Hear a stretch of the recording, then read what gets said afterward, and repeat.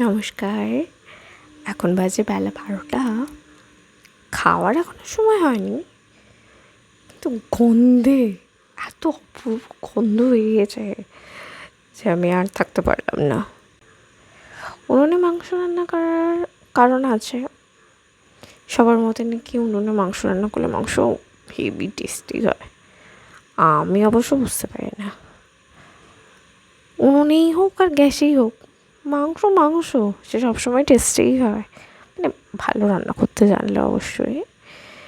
সবাই আসলে এত তাড়া দিচ্ছিল যে মা ডাইরেক্ট কড়া থেকেই ডেচকিতে দিয়ে দিচ্ছে। যদিও এরপর গিয়ে ডেচকিটা দম দেওয়া হবে আর তারপর খাওয়া। আমি জানি না নিজেকে কতক্ষণ আমি সংবরণ করতে পারবো। উফ, যা গন্ধ উঠেছে না! মায়ের এই বিরিয়ানির কোনো কথা হবে না। অনেক জায়গাতেই বিরিয়ানি খেয়েছি, কিন্তু এটা জাস্ট আলাদা লেভেলের।